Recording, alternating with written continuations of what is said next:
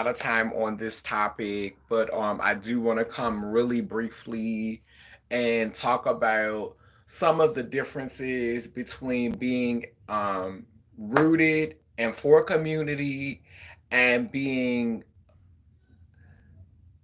invested in the industry that is oftentimes responsible for oppressing our community. So I have a song that's called 98% that I've shared before. And the lyrics are, I am separate but equal. I belong to the people. Yeah, we be the people. We're not the minority. We are the majority. Don't let them lie to you. Don't let them divide you. Don't let them hide the truth from you. Um, and it's saying we've been playing this game and the score is 98-2, and that's saying that the people versus the 2%. So every time I say been playing this game and the score is 98-2, I'm talking about how when we come together collectively, we are the majority. But it's hard to get us to come together because we have so many people in this movement who have been positioned to keep us divided, who have been put in positions, people who are selfish, very self absorbed, very greedy, very elitist, and want to be worshipped simply to for ego based purposes. Like just like a lot of these people who are being centered in the movement,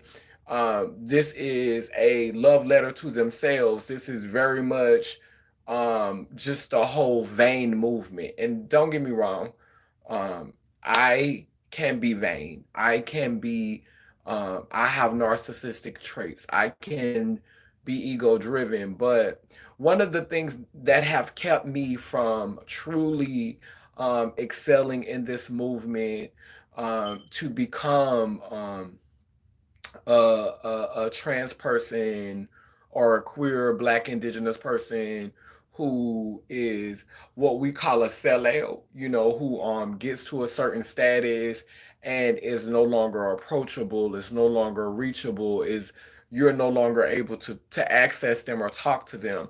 One of the things that have kept me from being that person is I see myself in a lot of different people. I was having this conversation with my daughter the other day.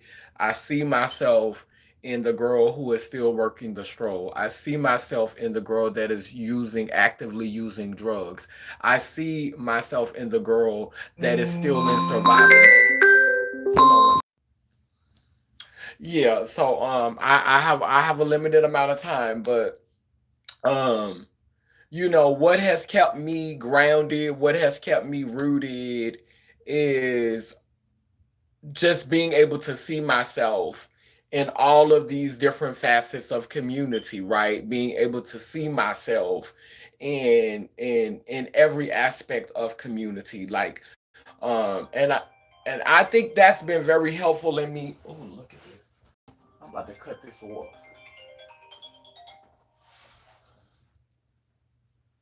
Let me, cause y'all playing with me right now. But like I said, being able to see myself in every aspect of community has been truly helpful for me. Wait a minute, hold on. Let me give them their phones. Here, come get y'all phones. And Peyton needs to charge his. Yeah, his mama just called.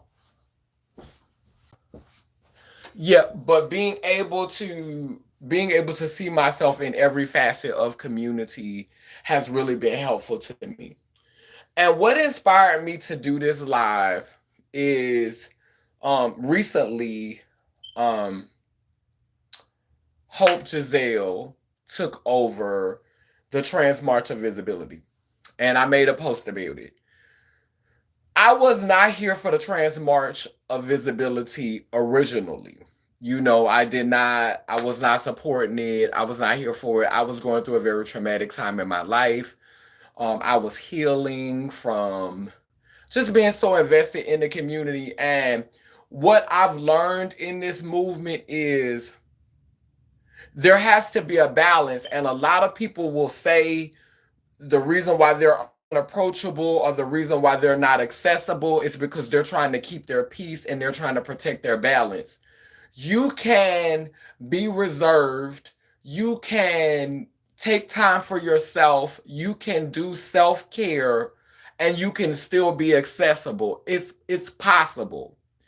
You just have to be careful about what you're sowing, because a lot of us are making steps and making moves that um are making steps and making moves that put us in this position where we don't want to be a part of community anymore because we've made so many decisions that were ugly and that were vain and that were just selfish, and now we've gotten a nasty taste in our mouth for community. It's like girls who engage in all of this sex work and do all of these things that they're not proud of as trans women. Not to say that sex work isn't honorable, because sex work is work, but at the same time a lot of us have a bad memory when a bad experiences in sex work, and so we have memories from sex work that are traumatizing for us. And so some of us take the negative part of this experience, and then when we look back on it, we have these shameful ideas about um being in community. We have these shameful ideas about being trans, and it's not the experience that was bad, it was how we chose to maneuver when we were in that space. Now, I think that Hope is going to do a great job with this march. I think that she has built up her brand very well.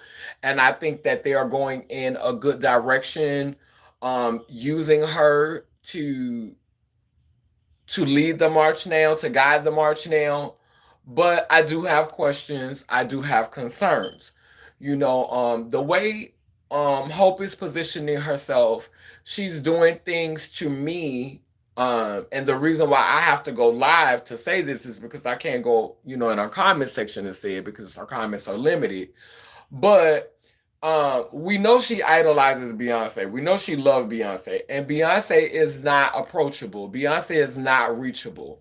And for me, as Hope has made herself a figurehead in the community, she's positioned herself to be a figurehead in the community, and you to me being someone who has built your brand off of being an advocate and off of being a premier voice in the black trans community, and not being approachable, not being accessible, me not being able to leave a comment, me not being able to say something publicly to you, it speaks about, there's a nursery rhyme that says, um Little Miss Mary, how does your garden grow, or something? And that's what it brings to mind to me. How does your garden grow? Because if I have to filter or screen or censor my community, because your community should be the ones that are commenting, you know, how does your community access you? Is there an email? Is there a page that you have specifically for people to come to you with concerns? Like, how do people reach you? And so I think that's definitely a concern. I think that's definitely a conversation that needs to be had. I am a trans person. That is correct. Um, but yeah, so that's what I would want to know moving forward in the future, is my concern for this transition and what's happening right now with the march, is because I've watched how instrumental that, Lynn has been to the building up of this movement. Like I said in the beginning, I was not there, but because I am a supporter of Lynn, that's my big sister. I showed up for her. I didn't show up for the first one, but I did pay attention to the second one, and I actually went to the third one. And I thought she was gonna get a chance to speak, but she didn't get a chance to speak, and I was kind of disappointed in that because she is like the mother of the march. If it wasn't for her, none of this stuff would be happening. And so, we just finished honoring Bayard Rustin. And I noticed that we have a tradition in our community of finally of not celebrating people and of not giving people their just dues until after they're long gone. And so I don't want to see, Lynn get, treated like Bayard Ruster. Like someone being very instrumental in helping the march happen and not getting her just dues, not getting her respect until she's gone. Don't wait 50 years, you know what I'm saying? And I want these girls who are, reaching up into the industry to amass all of this wealth and to amass all of this success. I want you to think about how it will look 10 years from now. Think about how it will look 15 years from now. A lot of y'all are just reaching for the stars and reaching for them coins, and you don't realize everything that comes with it. Look at P. Diddy, look at Bill Cosby, look at R.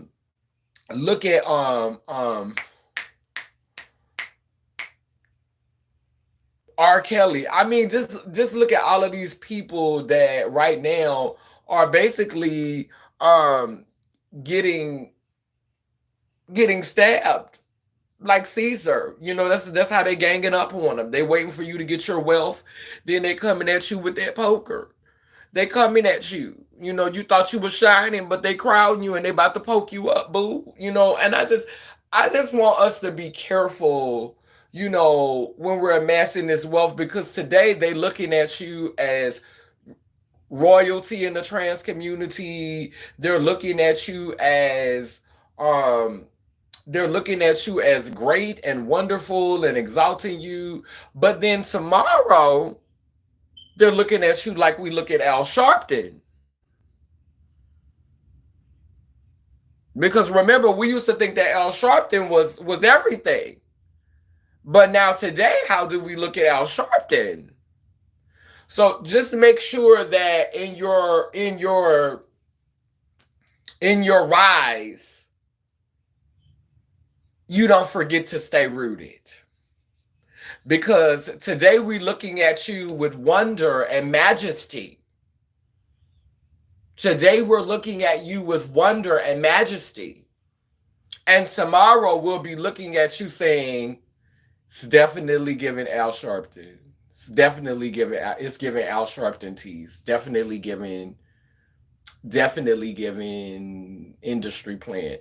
And I believe the whole industry is a plant, but that's what people will say. Definitely gave industry plant. And like, I don't want people to be calling Hope an industry plant. Like, contrary to popular belief, I'm rooting for her. I want to see her win, but young girls, stay rooted. Like Sierra says, stay rooted. There's a difference. There are the industry trans girls, and they're the girls who really about community. And a lot of times the girls who are about community, you know, baby, we ride MARTA so you girls could get an Uber X. We ride public transportation. We ride Metro. We beat the streets so the next generation could ride an Uber X. Cozy, comfortable in their skin. So I'm just saying, like, don't forget your roots. And also, this is another thing I want to add in this video. And I'm going to say this and I'm going to go ahead and get off this live. One of the things that I don't care for about some younger girls, and I'm going to be very clear when I say this, some younger girls.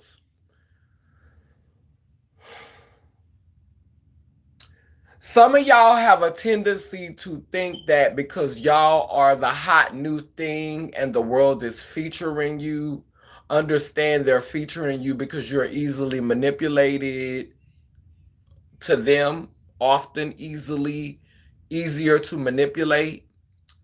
Um, you've not been as weary. You're not as weary, or another word, bitter. You're not leery, you're not weary. Um you're more likely to say, I'll try it, or I'm open to it. How much is it paying? You haven't really got to that space to where you're saying, oh no, my principles won't allow me to do that, or you know, uh, uh, you know, all money ain't good money. I'm not, and I'm not saying that all young girls don't have principles. I'm not saying that all girls won't stand on principle. I'm not saying that all young girls are not admirable. What I'm saying is the likelihood you're more likely, and this is why the machine tends to use you and feature you. Okay, so I just want you to never forget where you come from. Never be ashamed of your ancestors and the parts of your community that cannot put together sentences like you, that still speak in layman's terms, that do manual labor or live off the system. Never be ashamed of where you come from, because that is how they divide us. That is how they divide us. You can pursue wealth, you can pursue access, you can pursue equity, you can pursue prosperity, you can pursue everything that your heart desires. There's nothing wrong with chasing after everything that you want. When it becomes problematic is when you start condemning people who do not have your same ambitions, who do not have your goals, who do not want to live as you live, because those people are still willing to sacrifice for you to have what you have. Just because she don't want to be a doctor, just because she don't want to be a lawyer, just because she might rather work the street, or she might rather work at McDonald's, or she might rather throw garbage, or she might want to sit at home and be a housewife. Do not diminish her value. Do not diminish her worth because she is not in pursuit of the same things you are in pursuit of. This is how you alienate community. This is how you alienate your tribe. This is how you divide us. It is okay to pursue whatever you desire in your heart for your happiness, for your prosperity, for your comfortability, to suit your ambition. But when you start trying to minimize another girl, when you start trying to belittle another girl who does not have the same ambitions as you, this is problematic. Y'all love, like, because somebody may have a different worldview, because someone may have a different opinion, someone may have a different approach to life. Somebody may look at a picture and see something that you didn't see, or they may communicate and express what they've seen in a way that you feel is not flattering to you.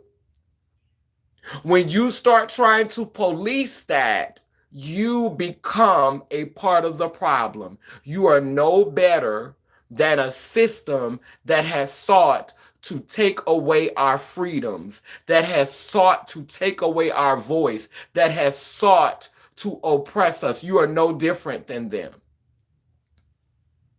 And so I hope this message gets to Hope Giselle, because I like to at people. You're in a powerful position. Sister, do not let them turn you into an Al Sharpton. Do not become the Martin Luther King that erased Bayard Rustin because they were afraid of optics. I'm going to leave you with that.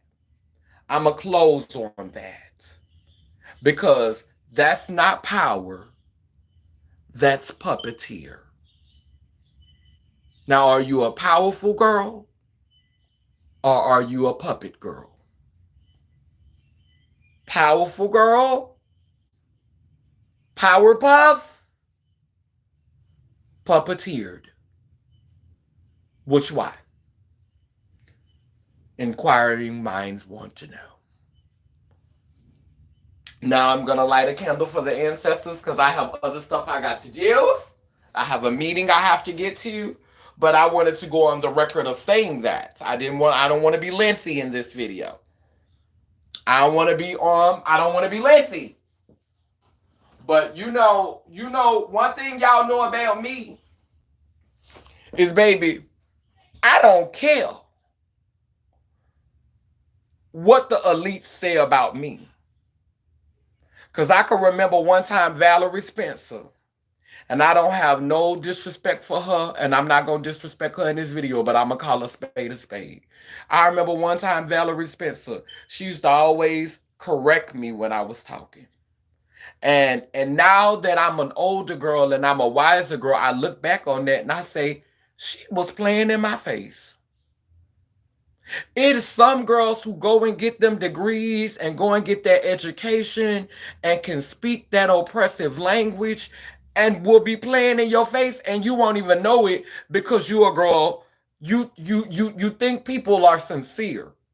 You don't think that your own people will play in your face, especially if you're a sweethearted girl like I was when I started off in this work. Wore my heart on my sleeve, wanted to trust everybody, didn't think that we would be catty because I didn't come up in the ballroom scene. I didn't come up in the pageantry scene. I wasn't always competing against my sisters. Not that I don't think that competition is healthy, but I wasn't bred in a competitive environment. And so when I got into advocacy, that's when I saw that they were turning this into a competition as well. And so when I saw people that were speaking and speaking in ways that were, eloquent, very articulate, very much, political speech, using legal jargon, all of these different things in order to, gain leverage in these spaces in which we were trying to be heard. And this is the thing that I want to say to that. If legislative powers, if political powers, political persons cannot understand my regular speech, then are you invested in the voice of the people? Or are you invested in the compensation that comes from being a puppet of industry? Because industry is always going to use legal loopholes and rhetoric in order to keep the people out of the loop. So are you truly invested in the people? And don't just speak the language. Don't just blow smoke up my ass. Don't just put something brown and watery in a cup and expect me to believe it's chocolate milk when it's really fecal water. Don't put something yellow in a cup and tell me it's lemonade when you really urinated in this cup.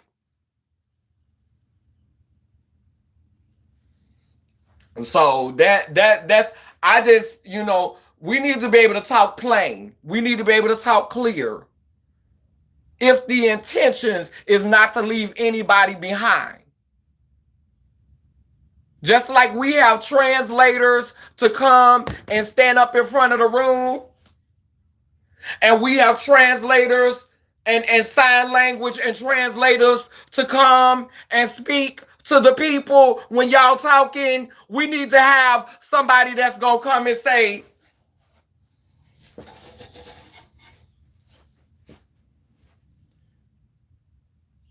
and due to the ramifications that have been impacting our community disproportionately, we will now have a change of leadership.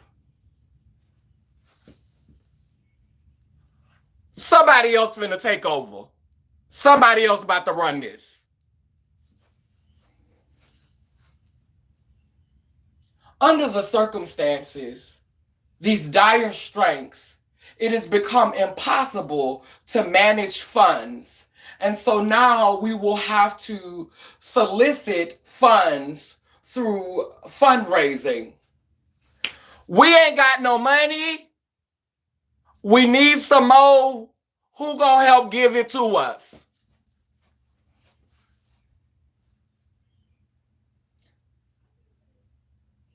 One of our sisters was working, doing survival sex work, and she was accosted and was unalived through a violent act. The girl was working the block and somebody killed her.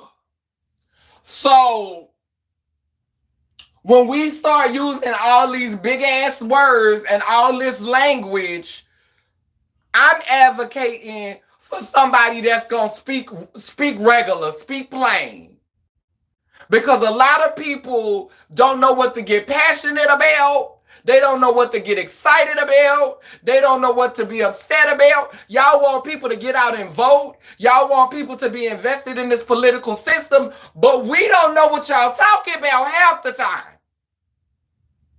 And a lot of these ambassadors that you got representing us is not bringing this information back. We can't even reach them. We can't even get access to them. So if you want me to be invested, if you want me to show up, then you need to speak to me how I can understand what's being said. And so that is why it's important. Yes, meet others where they are. Preach, this is so true. So yeah, I'm running over time with this. But I just wanted to come on here and say that the movement, where we're going, we need to have people who can speak to us.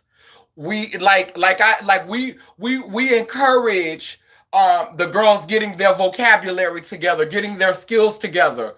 But never lose your ability. Don't get so invested in the industry that you forget how to speak plainly, because this is our dual tongue. When they ask me, do I speak another language? Yes.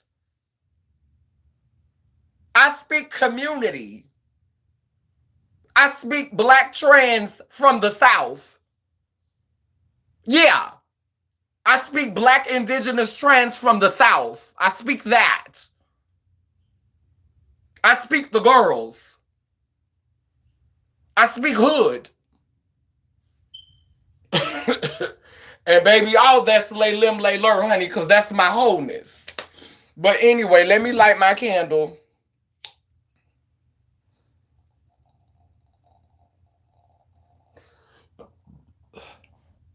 Yeah, child, we go to these events and they be having somebody to speak to the mute and the deaf people. To the mute and the deaf people, they have somebody that translate the Spanish. They have somebody that translate all that. But then we gotta sit up here and understand what they talking about with all these big ass words and all this polite stuff. Give it to me straight. I don't want no ice. I don't want no fruit punch. Just give me the liquor. Just give me the liquor. I don't need no. I don't need all the extra. I don't even need it on the rocks. Just pour it in a glass. Thank you. What?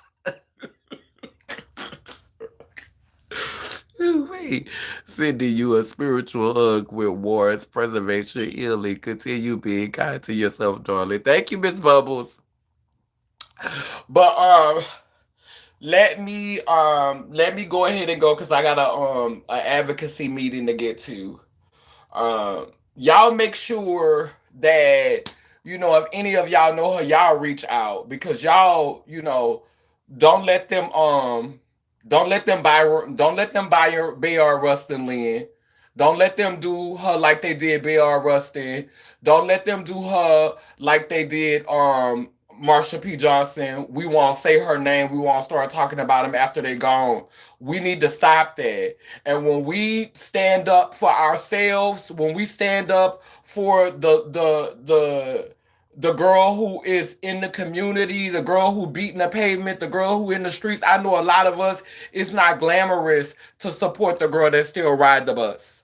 It's not glamorous to ride the girl that ain't Ubering everywhere, the girl that gotta walk. It's not glamorous to do that.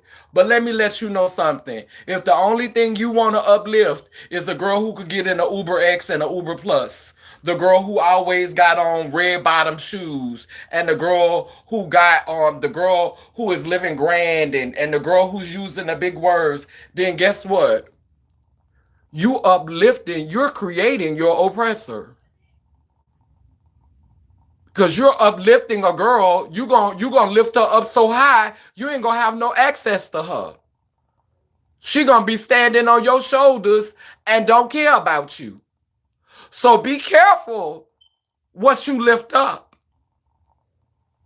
Be careful what you lift up. Be careful what you help to lift up. Pay attention to how they move as they're being lifted up. Be careful what you put on a pedestal, because then it'll be out of your reach. And how can they speak for you if they can't even reach you? If you can't even reach them? When you speak up for that girl that's still catching public transportation, that girl that gotta beat them streets, when you advocate for her, when you speak for her, you speaking for yourself. And more of us need to do that. More of us need to stick together and stop exalting these girls who are capitalizing off of the community and going to live in gated communities and out of our reach. We need to stop glamorizing this journey and this experience and start celebrating those of us who we can still reach. Those of us who we still have access. And when we start coming together like that, there'll be no limit to what we can achieve.